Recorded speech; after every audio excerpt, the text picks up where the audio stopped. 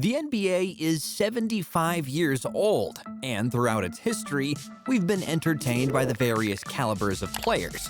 Isaiah Stewart, however, is different. Not only in skill, but in his personal life, there's some secrets he hides from the media and fans that will scare anyone into becoming an enemy of his. Here's why NBA players are scared of Isaiah Stewart.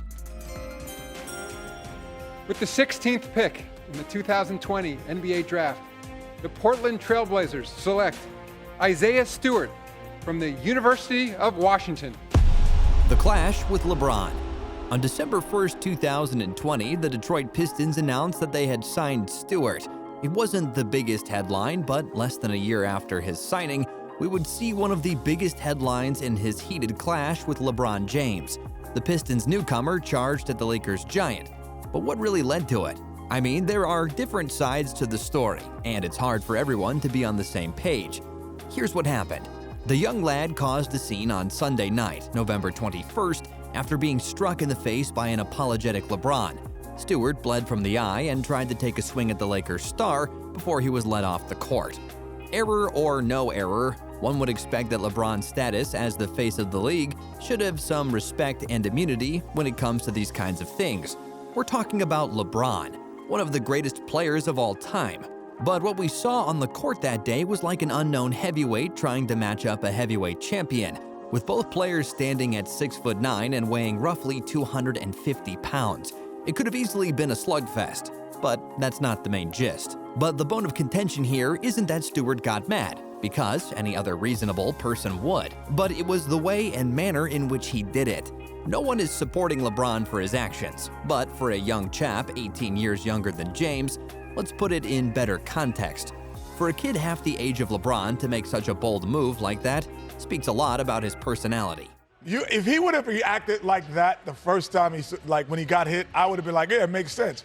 But the fake and walk with the ladies and then fake like you're going one way, then run back the other, that's he blacked out. He blacked. What happened? In the match between the Lakers and Pistons, the Pistons held a surprising 79-67 lead over the Lakers in the third quarter, with just a little over 9 minutes left. LeBron, who just got back from an abdominal injury that saw him miss 8 games in a row, was part of the lineup. Jeremy Grant was in for a free throw. He missed on his second attempt, and that's when things got sour. LeBron and Stewart jostled for position, and it ended with LeBron hitting Stewart in the face. This left a deep cut under Stu's right eye. Now, at first, the situation appeared to be under control, but things soon got out of hand. Stewart started to boil up, and even with his teammates, the coaches, and officials trying to calm him down, the guy continued to break free from their restraints, attempting to launch straight at LeBron, who looked rather bewildered. Both players were, however, ejected from the game. James was given a 1-match ban for reckless hitting, while Stewart got a 2-match ban in what the NBA spokes team described as escalating an on-court altercation by repeatedly and aggressively pursuing James. The Lakers ended up coming back to win the game 121-116. The suspension put a blemish on LeBron's otherwise perfect record in terms of suspension. It was only the second ejection of LeBron's entire career as well. LeBron, who has since served his 1-match ban, followed that up with an impressive victory for his team over the Indiana Pacers in what is described as one of his best games of the season. Here's what he had to say about what transpired on the day of his altercation with Isaiah Stewart. There was a box out on the free throw line. His elbow got kind of high. It got me. If you watch the film, it got me off balance a little bit, and his elbow lifted my arm, and I basically tried to swim down on him on his arm. And when I swung down on his arm, he got off balance, and the left side of my hand grazed his face, and I knew right away. I had caught some part of his head. So I went over to apologize to him, and obviously, you guys saw what happened after that, but definitely accidental. I hate to see that. What escalated after that? James continued. I didn't think I warranted a suspension. I thought I warranted an ejection because of what happened after that. Having me probably still in the game and the excitement from the fans and what could possibly happen after that, obviously. But a suspension, I didn't think it was warranted. But the league made that call, and we're here today. Well, that's LeBron's side of the story. Stewart, who has finished serving his 2-match ban, has also fielded questions from the media concerning the matter after his team lost to the LA Clippers last Saturday. This is going to be my last time addressing it. I watched the film. Me personally, I didn't feel like it was an accident, but it's my last time addressing it. My main focus right now is on my team, my teammates getting back to playing basketball. He went on to say, "I'm not going to let that define who I am," Stewart added. "I'm going to let what Detroit drafted me for define who I am and the way I play basketball, so I don't want to address that no more. My main focus is on helping my teammates and coaches." Me personally, like I said, I didn't feel like it was an accident, but it's my last time addressing it. My main focus right now is on my team and my teammates, getting back to playing basketball. Throwback. For those of you who are a little older in the game, you may recall this isn't the first time players of both teams have clashed on the court. Here's a little throwback. You may remember that the Lakers and Pistons were at loggerheads in the 1987-88 and 1988-89 seasons. The Lakers came out top in 7 games in the first, but the Pistons clinched the second. The result led to a bitter feud between star players of both teams at the time. Also, in the 2003-04 season, the Pistons shocked everyone with a surprise victory over the Lakers, even with a star-studded squad featuring the likes of Shaq, Kobe, and Gary Payton. It could be that the intense rivalry between both teams played a role in the altercation. That extra and as he put the to it, guy got hit in the face. Now, Stewart reacted like he was supposed to react. You hit somebody in the face, I want He to didn't act fight like you. he's supposed to react. Yeah, you do. Yeah, you do. No, wait, tell me. No. Somebody hit you in the face, you're supposed to act like you that wasn't. Arrogance? Back to the LeBron-Stewart saga. Some people feel that it was arrogant and disrespectful of Stewart to go at James the way he did, citing how young players nowadays have completely lost respect. Again, no one expected him to just stay down and sulk, but he could have passed across his message in a better way. Could this be a reason for the players to be scared of Stewart? It is true both parties have given their sides to the story, but one can't help but wonder what this event means with respect to James and Stewart. On one hand, you have LeBron James, who has had a very impressive career from the start, beginning his professional debut, when Stewart was still in diapers. No pun intended. I mean, the rookie Pistons center was just a year old in 2002. That's something you might want to consider in the grand scheme of things. LBJ has won 4 MVP titles, NBA Champion of the Year, Finals MVP, and other impressive accolades. You can say James is more or less the golden icon of the NBA. On the other hand, we've got Stu, a 20-year-old rookie who, by all indications, is set for a long and potentially successful career. Stewart has won the hearts of fans for his aggressive style of play and is the kind of guy to be an enforcer for the team. Isaiah Stewart also has a highly competitive mindset and wouldn't back down from a fight. With his latest duel with Bron, it is evident that Stu might have a level of arrogance that could scare other NBA players.